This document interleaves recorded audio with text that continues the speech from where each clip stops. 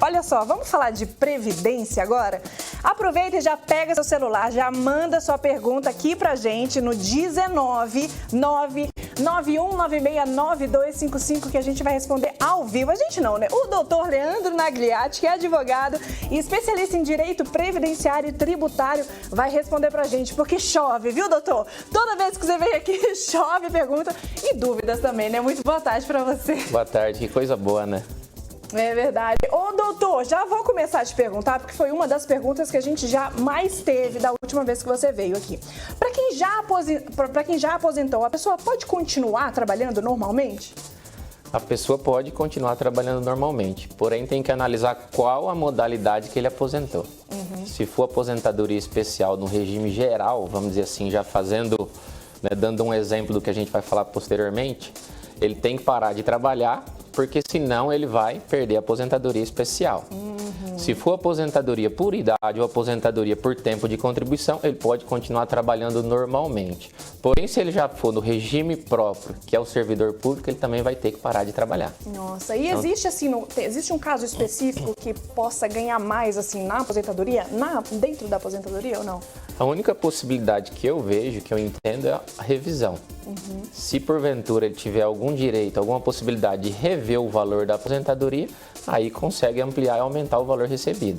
Qualquer outra forma eu desconheço. E doutor, para quem quer se aposentar, por exemplo, vou me aposentar esse ano ou no próximo ano, quando seria o melhor momento assim de começar a fazer um planejamento? Porque existe sim um planejamento por trás dessa aposentadoria, não existe? Sim, existe. O que a gente orienta, Débora, é sempre faltando 2 anos antes, né, do período que é considerado para aposentadoria, já fazer um planejamento. O que seria esse planejamento? É avaliar todo o período contributivo com todos os valores das contribuições e ver qual que é o melhor momento, qual a melhor modalidade para aquele segurado poder aposentar. Então a gente orienta sempre 2 anos antes. Porém, cada 2 anos, 3 anos, ou seja, 5, 6 anos, vem uma reforma da Previdência. Então não quer dizer que aquele planejamento previdenciário possa valer daqui 2 anos. Se nesse meio tempo vier alguma alteração da legislação, o planejamento previdenciário cai por terra. Com certeza. E doutor, que tipo de documento é necessário assim para dar entrada nesse pedido de aposentadoria? Então hoje, basicamente, todos os dados já ficam na plataforma digital do INSS. Basta acessar. Você vai conferir o CNIS, que é o Cadastro Nacional, onde tem a informação do segurado, tá? É um documento público, está lá, do INSS. Você vai conferir todo o seu tempo e os valores. Se tiver alguma divergência, você vai pedir alguma verbação daquilo, porque pode ser que aconteça que algum período na vida desse segurado ele não tenha, ou a empresa não tenha contribuído ou não tenha registrado, essa informação não foi parar no cadastro do INSS. Então tem que pedir a verbação. Então basicamente é esse o documento. Doutora, a gente vai mostrar também uma reportagem agora e aproveita, você que está assistindo a gente, já manda aqui sua pergunta sobre a aposentadoria no 19991969255, porque olha só, apesar de apostar aí numa previdência privada ou uma poupança ou até outro investimento, na hora de planejar aí essa aposentadoria, tem que fazer aí as contas e ver o que se encaixa melhor no seu perfil. O Henrique faz parte de uma geração de brasileiros que se preocupa com o futuro. Fez cursos de educação financeira, juntou uma reserva de emergência e, a partir daí, começou a planejar a aposentadoria. Eu fiz um aporte na Previdência, né, pensando em futuro. Eu fiz o aporte e as contratações, né, mensais que faço diretamente em débito em conta. Assim como o Henrique, mais de 11 milhões de brasileiros possuem planos de previdência privada. Só entre janeiro e novembro do ano passado, mais de 140 bilhões de reais foram investidos. Mas será que existem maneiras mais fáceis ou rentáveis de planejar a aposentadoria? Esse economista lembra que agora também é possível investir no Renda Mais. São títulos do Tesouro Direto a longo prazo, que competem com os planos de previdência privada. Dá para investir a partir de R$ 30 por mês. O Renda Mais, ele serve como um competidor, ou seja, ele está competindo com os recursos da Previdência, mas eu diria que ele vai além. Ele chama mais pessoas para se preocupar com a aposentadoria. Também existem alternativas mais arrojadas de investimento: títulos privados, ações, fundos multimercado. E você pode poupar sabendo exatamente quanto você vai aplicar e sem se preocupar muito no Tesouro Direto, através do Renda Mais ou numa previdência privada, mas para você buscar alternativas mais elaboradas, sofisticadas, como se fala, é preciso muito cuidado, porque o potencial de perda ele começa a se elevar. Bastante cuidado. E se você tem alguma dúvida sobre Previdência, já manda aqui pra gente no 19 99196 9255, porque o doutor Leandro Nagliatti, que é especialista aqui em Direito Previdenciário, vai responder pra gente. Já chegou pergunta aqui pra você, viu, doutor? Sim, Débora, só fazendo um paralelo da reportagem, pra gente poder explicar melhor. Hoje, acredito eu que se você fizer um investimento na Previdência Privada, é muito mais rentável do que o regime geral, do que o INSS. Só para dar um exemplo para vocês, meu pai, né? Um beijo, pai, senhor João Emílio, meu herói. Que está assistindo a gente. Está assistindo a gente. Ele já comentou comigo e nós já fizemos a análise dele. Ele contribuía na Previdência Privada metade do valor que era obrigatório a contribuir para o INSS. E hoje ele recebe o dobro da Previdência Privada do que ele recebe do INSS. Uau! Então é um baita investimento a Previdência Privada. E é um planejamento também, né? Não dá para você escolher assim, foi o que a gente falou mesmo. Tem que ver o perfil da pessoa. Isso, a Previdência Privada é totalmente planejada. Geralmente quando você vai adquirir aquele plano de Previdência Privada, você já tem qual o valor do aporte mensal e qual o período você quer contribuir para já saber quanto vai receber no futuro. Então é simples, é tranquilo e garantido. Com certeza. Bom, vamos lá para as perguntas aqui, porque o pessoal já está mandando para você responder, doutor. A Andréia, boa tarde, Andréia. Minha tia não tem uma visão. Qual benefício ela consegue?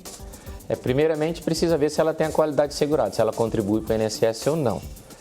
Com certeza, ela vai ter um auxílio-doença ou uma aposentadoria por invalidez. Porém, se ela não for segurada e for idosa ou uma pessoa com deficiência, que no caso ela falou, ela vai ter direito ao benefício da prestação continuada, que é o LOAS, que é um benefício assistencial. Que a gente já falou aqui também. Já falamos sobre ele. Olha, vamos para outra dúvida aqui dos nossos telespectadores que mandou para o doutor aqui responder ao vivo para a gente, do César. Gostaria de saber se o segurado que não tem 33 anos até 12 de novembro de 2019 tem direito à regra com pedágio de 50%. No caso, essa pergunta está incompleta, porque eu não consegui entender se tem 33 anos de idade ou 33 anos de contribuição. No caso, eu vou considerar 33 anos de contribuição. Eu também acho. Tá. Aí, no caso, faltando 2 anos, ele tem direito à regra do pedágio de 50%. Tem direito. Faltando 2 anos, 50% mais 1. Então, ele vai ter que trabalhar 3 anos a partir de 2009. Provavelmente já está... 2019, né? De 2019. Provavelmente já poderia estar aposentado. 2022. É verdade. Ó, César. Já tem um direito adquirido aí. Já pode requerer. Temos mais uma participação aqui para o doutor Leandro Nagliatti responder ao vivo para a gente, da Solange. Boa tarde, Solange. Eu recebo menos de um salário mínimo com o direito de trabalhar registrado. Quando eu me aposentar, eu perco ele ou não? E aí, doutor? Não perde. Não perde, não. Porém, tem que observar que o INSS garante pelo menos o pagamento de um salário mínimo. Não existe benefício menor do que um salário. Nossa, fica aí aberta, hein, Solange? Olha só, se você quer mandar a sua pergunta, já manda aqui pra gente no 19991969255, porque o doutor vai responder ao vivo pra você. Doutor, vamos falar agora de questão de estado, questão de município. Existe aí, pode interferir o valor da aposentadoria em determinados estados assim? O que acontece é que a gente tem que separar, por exemplo, o INSS é o regime geral. Os estados e municípios, as autarquias, têm um regime próprio. Todo estado no Brasil tem já o seu regime próprio. E mais de 62% dos municípios no Brasil não tem o regime próprio. O que eles fazem? Então, esses servidores são obrigatoriamente filiados ao INSS. Então, tem que fazer essa distinção desses dois regimes, o regime próprio e o regime geral. A gente deu exemplo aqui, tanto da reportagem quando a gente mostrou agora, doutor, quanto ao exemplo também do seu pai, que você trouxe. No caso, a pessoa pode fazer esse pedido de aposentadoria sozinha ou ela precisa de um advogado especialista para poder ajudar, auxiliar? O que a gente gosta sempre de deixar bastante claro que não há necessidade de um advogado para poder fazer o requerimento de aposentadoria. O INSS é muito tranquilo com relação a isso. Basta acessar o aplicativo do Meu INSS ou pelo site. Entra lá, tem uma parte onde tem lá o requerimento de aposentadoria. escolher o tipo de aposentadoria que vai fazer e dar a entrada. O INSS vai analisar os documentos e se vai deferir ou não. Então é muito simples, não tem necessidade de advogado. Com certeza. E servidor público, doutor, como é que funciona aí a aposentadoria dele? O servidor público tem que observar, no caso, vamos dar o exemplo de Campinas. Campinas tem a Camprev, tá? Que é quem cuida do regime próprio da Previdência da cidade de Campinas. Tem que ir diretamente na Camprev, verificar os requisitos, se encaixa ou não, se tem os requisitos por idade ou tempo de contribuição e fazer o requerimento da aposentadoria. Também não é necessário, né, que esteja assistido por advogado. Agora vamos falar de revisão da vida toda, doutor? Tá tendo aí uma reviravolta aí? Eu sempre tenho uma dúvida em relação à revisão. Como é que tá? A que pé está aí agora em fevereiro de 2023? Infelizmente o que acontece, muitas vezes quando o aposentado ou o segurado, né, tem êxito numa ação, né, sempre dá alguma forma de prejudicá-lo. Então o que a gente tem não é que vai ter uma reviravolta. O que acontece é o quê? O INSS pediu, né, para o STF, que é o Supremo Tribunal Federal, suspender as ações em curso para ver como é que vai ficar a questão. Quem vai ter direito a receber, se vai ter modulação, o que seria essa modulação? Quando quem já entrou com a ação tem direito, quem não entrou vai ter direito. E o que acontece agora, que a gente fica até mais temeroso por conta dos segurados, é o quê? Talvez vai ter um parcelamento em 10 anos, ou um escalonamento. Quem for mais velho vai receber a partir de agora e assim por diante. Então pode ser que aquelas pessoas que tiveram êxito, que ganharam a ação agora, vão demorar até 10 anos para receber. Então essa é a situação que tem hoje. E existem muitas dúvidas ainda? As pessoas ainda ficam meio... As dúvidas que existem assim, muita gente chega no escritório e fala assim, tenho direito ou não à aposentadoria? Tem. Todos aqueles que aposentaram de novembro de 99 a novembro de 2019, que contribuíram anterior a julho de 94, têm direito à revisão de aposentadoria. Porém, a gente tem que deixar claro que, no cálculo, quando a gente vai avaliar, se esse valor vai ser positivo ou não no futuro. Porque muitas vezes pode acontecer, dependendo do cálculo, você entra com o pedido, você vai jogar o valor da aposentadoria para baixo.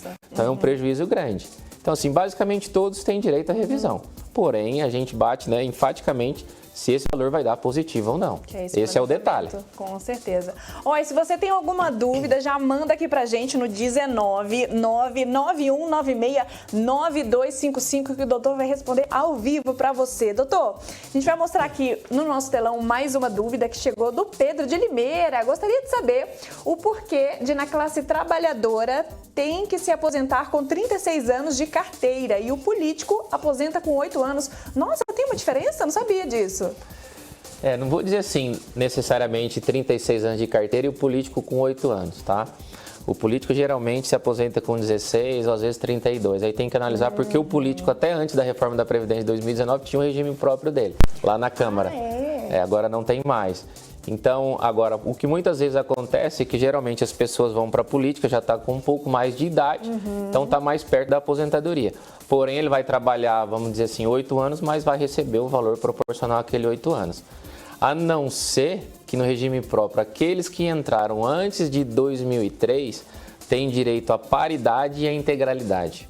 Isso aí causa um prejuízo enorme. O que seria? O que seria? A integralidade é o quê? Você se aposenta e você vai passar a receber o valor do último salário teu que você recebe. Porém, essas pessoas não contribuíram sempre com o valor do registro, você diz, né? Isso, o último salário.